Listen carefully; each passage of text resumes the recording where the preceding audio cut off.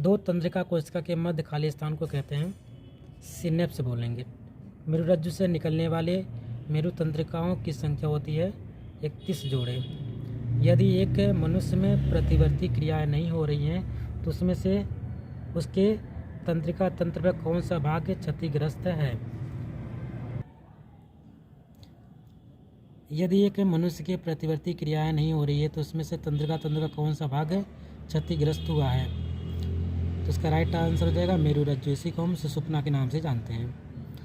मस्तिष्क उत्तरदायी है सोचने के लिए, हृदय स्पंदन के लिए, शरीर का संतुलन बनाने के लिए या उपयुक्त सभी। तो ध्यान में रखेंगे सभी जितनी भी चीज़ें बोली हैं उसके लिए मस्तिष्क उत्तरदायी होता है। सामान्य मनुष्य में मस्तिष्क का भार होता है तो ध्यान में रखेंगे 1300 से लेकर के 1400 ग्राम।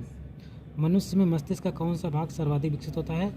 सेरिब्रम, सेरिबेलम, डायएनसेफेलॉन या इसमें से कोई नहीं। तो ध्यान रखेंगे सेरिब्रम, और मस्तिष्क का सबसे बड़ा भाग होता है। ध्यान में रखेंगे इसी को हम सेरिब्रम के नाम से जानते हैं या हम प्रमस्तिष्क के नाम से भी जानते हैं। अगला क्वेश्चन है, वेरी इंपॉर्टेंट है। मेडुला ऑब्लंगेटा नियंत्रण करता है किसका करता है? ऐच्छिक क्रियाओं का, अनैच्छिक क्रिया या प्रतिवर्ती क्रियाएं, सभी दैहिक क्रियाएं। तो ध्यान में रखेंगे जो मेडुला ऑब्लंगेटा होता है ये सभी अनैच्छिक क्रियाओं को का नियंत्रण करता है, जबकि जो हमारा मेरुरज्जु होता है वो हमारी प्रतिवर्ती क्रियाओं का नियंत्रण करता है। हार्मोन्स क्या होते हैं?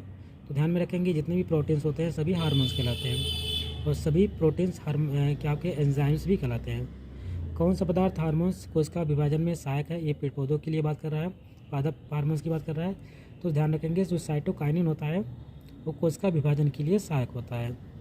उस हार्मोन्स का नाम लिखिए जिसका उपयोग बिना निषेचन के बीज रहित फल प्राप्त करने में किया जाता है। तो बीज रहित अगर फल आपको प्राप्त करना है तो उससे पेड़ पौधों में या पादप में ऑक्सिन हार्मोन्स की आवश्यकता जरूरी है।